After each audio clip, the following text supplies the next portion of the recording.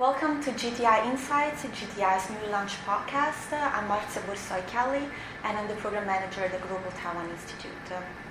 I'm very delighted to introduce to you today Lieutenant General Gregson. We are going to do episode 3 with him, and before we start our podcast, I'm just going to give a few highlights of General Gregson's very impressive bio. So, General Gregson served as Assistant Secretary of Defense for Asian and Pacific Security Affairs from 2009 to 2011. From 2003 to 2005, he was Commanding General of Marine Corps Forces Pacific and Marine Corps Forces Central Command. And from 2001 to 2003, he served as Commanding General of the 3rd Marine Expeditionary Force in Japan. So thank you, General Gregson, for being with us today. My pleasure, Marcia. So on May 29th, the Research Institute for Japan-U.S.-Taiwan Relations organized an international symposium which was titled International Symposium on the Direction of Japan-U.S.-Taiwan Security Cooperation. And at this event, former officials from the U.S., Taiwan, and Japan together, they issued a joint statement calling for an enhancement of U.S.-Japan-Taiwan ties. Since you were part of this joint declaration, can you please tell us a little bit more about it, and specifically the most important measures and recommendations as well as the objectives? Sure. The first point might be that this session that we had in Japan for 2 days was not a one-off. We've been doing these Japan-U.S.-Taiwan talks for 3-4 years now.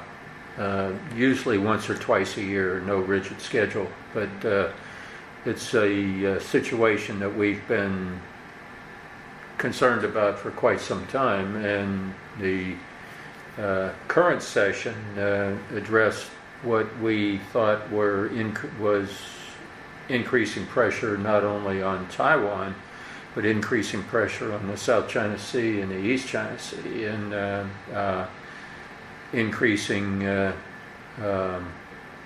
gray zone tactics, gray zone competition by China to pressurize Taiwan and also to pressurize the Philippines, Vietnam, and Japan.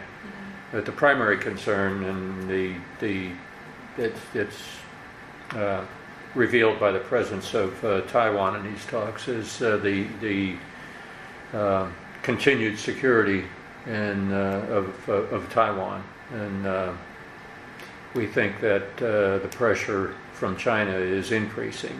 President Xi Jinping's speech, his New Year's Day speech, was essentially all about Taiwan, talking about patience is not infinite, and explicitly refusing to denounce the use of force to forcibly absorb Taiwan into the People's Republic of China, and these things are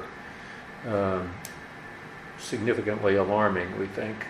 And recent events since our symposium there in Japan, with the riots in Hong Kong over the proposed extradition orders in violation of the agreement of one country, two systems, and those things, I think, indicates reasons for increasing concern.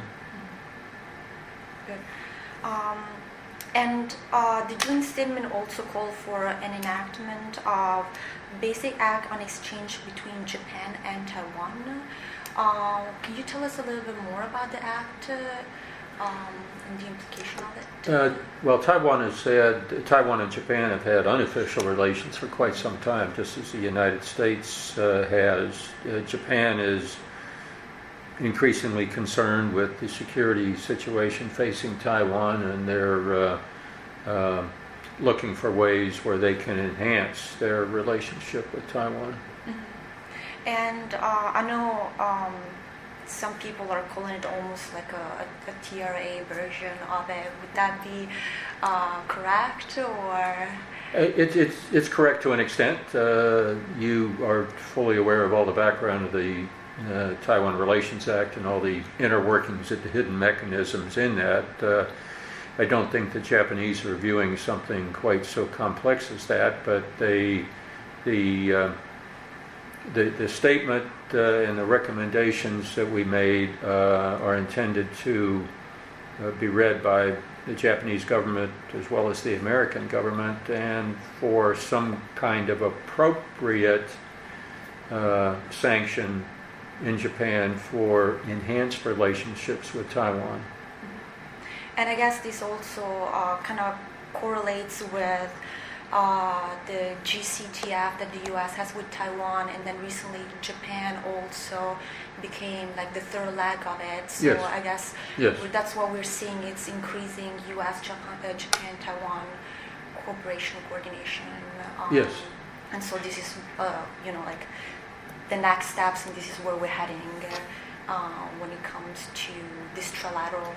Yes, and Taiwan is a free and democratic society, and we felt it entirely appropriate if we can increase the confidence of the Taiwanese that they do have friends in the United States and Japan that will help to ensure their continued security. Mm-hmm. That's very good. And then, do you have any other thoughts you want to leave us, our viewers, with, or what's next for next year for the next U.S., Taiwan, and Japan annual meeting? Well, the next one of these sessions will be in Taiwan. It'll be sometime after the January election. Oh, that will be very interesting. Well, it will be, and the election is exceedingly important, and it's also very important that the United States and Japan do what we can to help Taiwan ensure that the election is free, open, and uncorrupted by foreign influence. Yeah, and there's been increasing concern about that, and increasing influence by the CCP when it comes to Taiwan's upcoming election. So hopefully democracy will prevail, and Taiwan will have a successful, open, free, and democratic election. That's what we're hoping. All right. So thank you again, General. It was a pleasure to have you here, and hope we see you again at GTI Insights. Well, thank you for the work that Global Taiwan Institute does, and it's always a pleasure to be here. Thank you. And to our viewers, please stay tuned for more episodes. Thank you.